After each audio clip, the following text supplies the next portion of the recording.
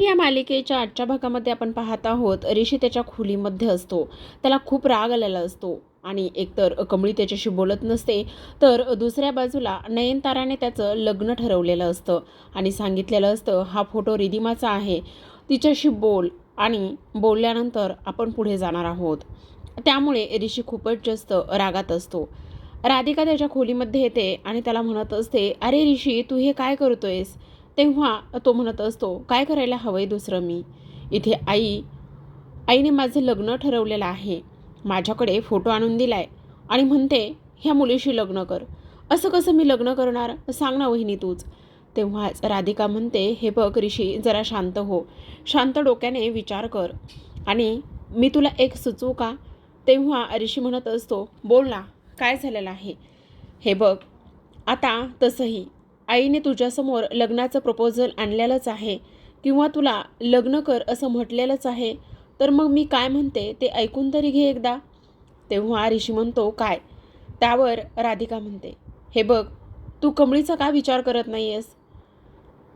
तुला असंही लग्न करायचं आहे ना, मग तू कमळीसोबतच का लग्न करत नाही आहेस? मला माहिती आहे तुम्हा दोघांची जोडी खूप कमाल दिसेल. तेव्हा ऋषी म्हणत असतो, वहिनी, याआधीसुद्धा मी तुला सांगून झाले, कमळी आणि माझ्यामध्ये फक्त मैत्री आहे. त्यामुळे उगाचच तू नाही तो उच्चांक गाठू नकोस. तेव्हा राधिका म्हणते, अरे हे बघ, नवरा बायकोच्या नात्यामध्ये मैत्रीच पहिली हवी ना. मैत्री जर घट्ट असेल आणि नवरा बायकोच्या नात्यामध्ये मैत्री असेल तर खूप गोष्टी सॉल्व्ह होतात. तुला सांगू का, एकदा का मुलं बाळं झाले, आईबाबा झालो ना, तर त्या नात्यामध्ये मैत्री असणं खूप गरजेचं आहे, म्हणून मी तुला सांगते. त्यावरच ऋषी म्हणत असतो, बहिणी, मी त्या लेवलने अजिबात विचार केलेला नाही आहे. मी फक्त कमळीचा एक मित्र आहे आणि ती माझी मैत्रीण आहे. तिकडे आई म्हणते रिधिमा सोबत लग्न कर, तर इकडे तू कमळी कमळी म्हणून मागं लागलेली आहेस. तसंही आत्ता मला खूप कॉलेजला लेट होते, मला आवरायचं आहे, प्लीज आत्ता हा विषय इथे नको. तसं म्हणून तो आवरायला निघून जातो. तर इकडे राधिका म्हणत असते, तू काहीही म्हण ऋषी, पण कमळी आणि तुझी जोडी खूपच कमाल दिसेल, मला खात्री आहे.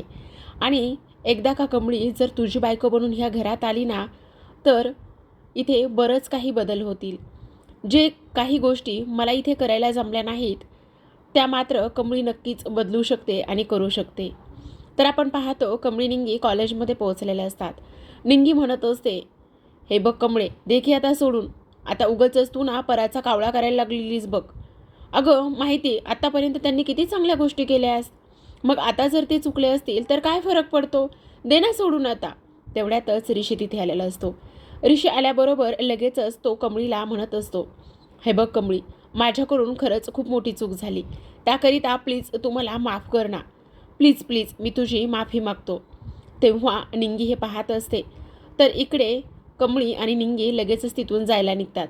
पण इकडे ऋषी म्हणत असतो, हे बघ, तू देशील ती शिक्षा मला मान्य आहे, मी उठाबशा काढू का?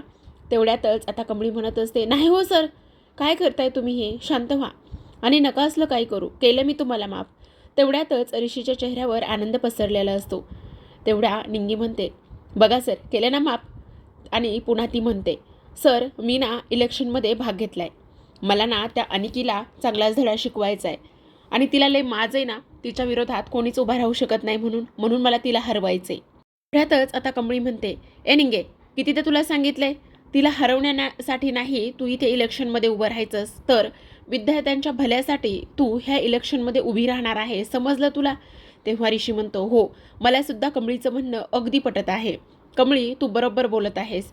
निंगी, काही जरी झालं तरी सुद्धा विद्यार्थ्यांचं भलं कशात आहे ना, हे सगळ्यात जास्त महत्त्वाचं आहे. असं म्हणून आता दोघी निघालेल्या असतात. तर ऋषी तिथेच उभा असतो. तेवढ्यात निंगी पाठीमागे येते आणि म्हणत असते, काय हो ऋषी सर, झालं का नाही तुमच्या मनासारखं? केलं की तुम्हाला कमळीने माफ? असं म्हणून ऋषी म्हणत असतो, हो हो, अगदीच बरोबर आहे. तर आपण इकडे दुसऱ्या बाजूला पाहतो. आता अनिका एका चेअरवर बसलेली असते, तर तिची मैत्रीण तिला छत्री घेऊनच उभी असते. खरंच प्रेक्षकांनो, कॉलेज आहे की राजकारण काहीच कळत नाही, असंच दाखवलेलं आहे जवळपास.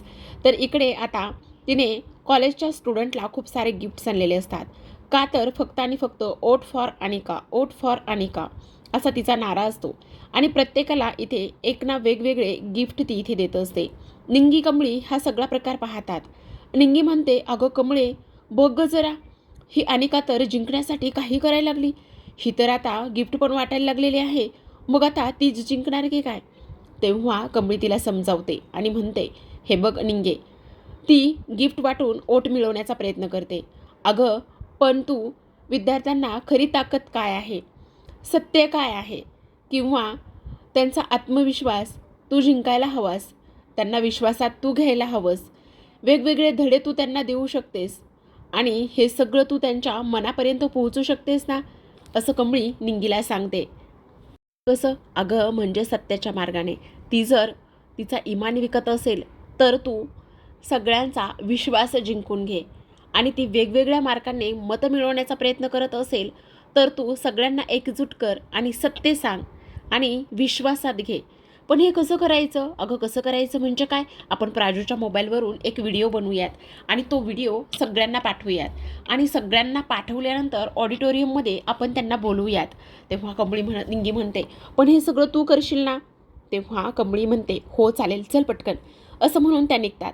तर इकडे अनिकापर्यंत लगेचच ह्या व्हिडिओची खबर जाऊन पोहोचलेली असते. तेव्हा अनिका चरणला म्हणत असते, चरण, तुझा तो मित्र AI जनरेटरवाला आहे ना, त्याला बोलवून घे. तेव्हा चरण म्हणतो, अगो कशाला? तुझा तर व्हिडिओ काढायचा आहे ना, मग मी तो काढेन ना. तेव्हा ती म्हणते, हे बघ, माझा व्हिडिओ नाही काढायचा आहे. आता ती लोक काय करणार आहेत? ती व्हिडिओ काढणार आहेत ना कमळीचा. मग तू फक्त AI जनरेटरवाल्याला इथे बोलवून घे. एकदा का ते आले ना, मग बघ ह्या निंगी पुंगीची कशी मी पुंगी वाजवते. आणि तिला इलेक्शनमध्ये माझ्या विरोधात उभं राहायचे आणि माझ्या विरोधात उभं राहून तिला ह्या सगळ्या गोष्टी करायच्यात ना, तर मग मलासुद्धा पाहायचंच आहे की ती व्हिडिओ तर बनवेल रे, पण व्हिडिओ कोणाचा पोहोचेल सगळ्यांपर्यंत, तर तो फक्त आणि फक्त इथे अनिकाचा, असं ती बोलत असते. तर आता इकडे आपण दुसऱ्या बाजूला पाहतो, कामिनी आणि रागिनी अनिकाच्या खोलीमध्ये असतात. तर आता रागिनी म्हणत असते, आई काही म्हणा आपण भल्या भल्यांना सरळ केलेस, पण इथे ना त्या कमळीपुढे तू हरलेली आहेस. तेव्हा रागिनी म्हणते, ए गप्प बस ग. हो अगं तू म्हणतेस ना, तू काय बरं तो शब्द, चिवट. चिवट, बरोबर. ती कमळी जी आहे ना, ती अगदीच चिवट आहे बघ, अगदीच चिकट आहे आणि सेम तसंच होतंय सगळं. असं म्हटल्यानंतर आता रागिणीला मात्र राग आलेला असतो. ती म्हणत असते, गप्प बस म्हटलंय ना, हे सगळं तुझ्यामुळे होतंय, तू ह्या सगळ्या गोष्टीला कारणीभूत आहेस. तेव्हा रागिणी म्हणते, मी मी काय केले? हो, त्या अनिकाचा प्रत्येक वेळेस इथे तू कॉन्फिडन्स लेवल खाली आणतेस आणि त्यामुळे ती मुलगी तशी वागायला लागते. काय गरज आहे गं प्रत्येक वेळी त्या मुलीसमोर इथे त्या भिकारड्या कमळीचं गुणगान गायची? आणि काय गरज आहे प्रत्येक वेळी त्या कमळीचं इथे माझ्या अनिकासमोर नाव काढायचं? असं बोलल्याबरोबर तिला तर काहीच कळत नसतं. तेवढ्यातच आता एक मावशी आलेल्या असतात आणि मावशीच्या हातामध्ये पेड्याचा प्रसाद असतो. तर इकडे त्या म्हणतात, पेढे? कशाचे पेढे आहेत हे? काय आहे ना, अन्नपूर्णा मॅडम मंदिरामध्ये गेल्या होत्या आणि मंदिरामधले हे पेढे आहेत, असं म्हणून लगेचच आता रागिनी स्वतः एक उचलते आणि कामिनीच्या हातामध्ये एक पेढा ठेवते. आता दोघींना पेढा मिळालेला असतो. तेवढ्यातच रागिनी कसलाच विचार न करता पेढा खायला लागलेली असते. तर इकडे आता रागिनी पेढा खाते ही गोष्ट मात्र तिला खूपच जास्त त्रास देत असते. ती म्हणत असते, अगे चल आणि इकडं तो पेढा. उचलला की लगेच लावला तोंडाला. हां, काय चाललेलं काय आहे? पण आज पण वहिनी इथे मंदिरामध्ये गेली होती, म्हणजे वहिनीचं नेमकं चाललंय काय तरी. आज कशासाठी मंदिरामध्ये गेली होती? बहुतेक तिच्या नातीसाठीच गेलेली असावी. तेव्हा लगेचच तो पेढा ती कुस्करते आणि म्हणत असते, वहिनीने कितीही काहीही करू देत, पण तिची नात मात्र तिला मिळणारच नाही. अगं, असं बोलल्यानंतर हातातला पेढा कुस्करणारी कामिनी मात्र अन्नपूर्णाच्या नजरेस पडत असते. अन्नपूर्णा पाहतात आणि दुरूनच म्हणत असतात, कामिनी. आता कामिनी म्हणल्याबरोबर लगेचच रागिणी उठून उभी राहते. कामिनीचं तर ततपच होत असतं अन्नपूर्णा मॅडमसमोर. मॅडम म्हणतात, अगं कामिनी, कमीत कमी देवाच्या प्रसादाला तरी असं करू नकोस गं. तो देवाचा प्रसाद आहे, कमीत कमी तो देवाचा प्रसाद तरी तू खा गं. अगं वहिनी, काय आहे ना त्याचं? काय आहे काय? मी पाहिलं ना तू काय करत होतीस ते. म्हणत असतात, अगं कमीत कमी प्रसादाचा तरी अपमान करू नये. तेव्हा कामिनी म्हणते, अगं वहिनी, तो साधा एक पेढा आहे ज्याला तू प्रसाद म्हणतेस, आणि हा प्रसाद मी खाल्ल्याने तुझी नात थोडी ना परत येणार आहे. मला एक गोष्ट सांग, तुझी मोठी नात परत यावी म्हणून तू पूजा घालायला गेली होतीस ना? बरोबर ओळखलं ना मी? अगं, देवापुढे अशी भीक मागून तुझी 16-17 वर्षाची हरवलेली नात किंवा जी अस्तित्वातच नाही ती नात इथे परत येणार आहे, तुला असं वाटतं का? पूजा अर्चा करून तुझी नात परत येणार आहे असं वाटतं का? तेव्हा अन्नपूर्णा म्हणत असतात, हे बघ, तू भीक म्हण किंवा आणखी काही म्हण, त्याने मला काही फरक पडत नाही. हे बघ, माझी नात 16-17 वर्षापासून आहे हा माझा विश्वास आहे आणि आता तर ती खात्री पटली आहे. कारण माझी नात असण्याचे पुरावे मिळतात, संकेत मिळत आहेत. आणि तेव्हा इकडे रागिनी म्हणते, आई, तुम्हाला एक गोष्ट लक्षात येते का? तुमची नात एकच आहे आणि ती ह्याच घरामध्ये आहे. तिचं नाव अनिका आहे. समजलं तुम्हाला?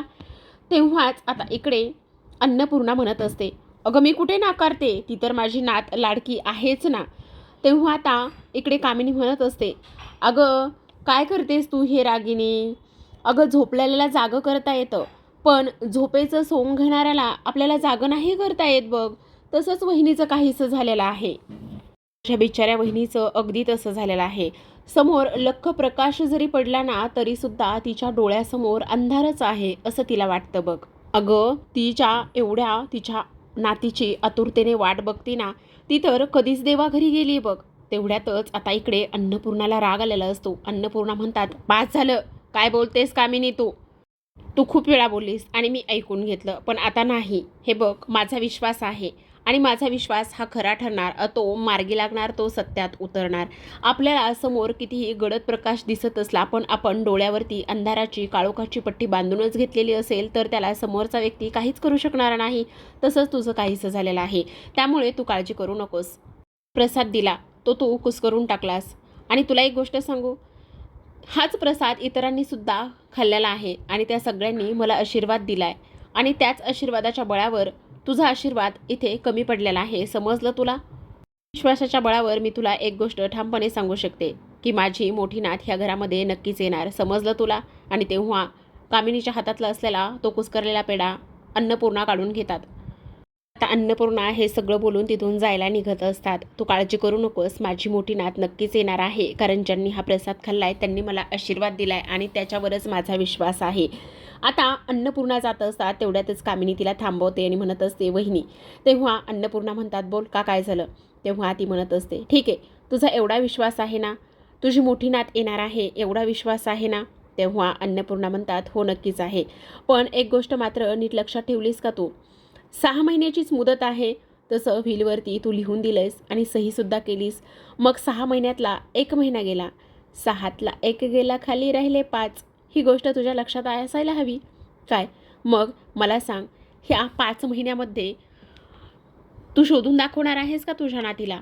अगं, जी गोष्ट 16-17 वर्ष झाली नाही, ती गोष्ट आता ह्या राहिलेल्या 5-6 महिन्यामध्ये होणार आहे असं तुला वाटतंय वहिनी? अन्नपूर्णा म्हणायला लागलेल्या असतात, अगं ती 16-17-18 वर्षाची तपश्चर्या होती असं समज आणि आत्ता त्याचं फळ मिळायला लागलेलं आहे. ही सुद्धा गोष्ट तेवढीच महत्त्वाची आहे कामिनी, हे मात्र तू अजिबात विसरू नकोस. असं आता इथे अन्नपूर्णाने चांगलेच कामिनीचे कान उघडणी केलेली असते. तुला एक गोष्ट सांगू का? आज मी माझ्या मोठ्या नातीसाठी मोठी नात घरी यावी म्हणून पूजा केली, प्रसाद वाटला आणि देवीकडे एक प्रार्थना केली की माझ्या नातीच्या वाईटावर जे टपलेले लोक आहेत त्यांना माझ्या नातीपासून लांब ठेव. तू एक गोष्ट लक्षात ठेवलीस का किंवा तू नोटीस केलीस का? अगं, माझ्या नातीपासूनच काय, तुला तर देवी आईनं ह्या प्रसादापासून सुद्धा लांब ठेवलेला आहे. देवीनं माझं गाऱ्हाणं ऐकलेलं आहे आणि तुझ्या हातामध्ये आलेला प्रसादसुद्धा तुला तो खाता नाही आला, तो माझ्याकडे परत आलेला आहे.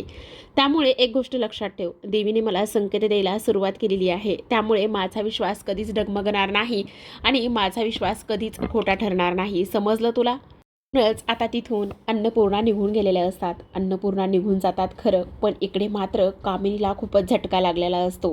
कारण खरंच झालेलं असतं, तिच्या हातामध्ये आलेला प्रसाद मात्र इथे परत गेलेला असतो, तिला खातासुद्धा आलेला नसतो.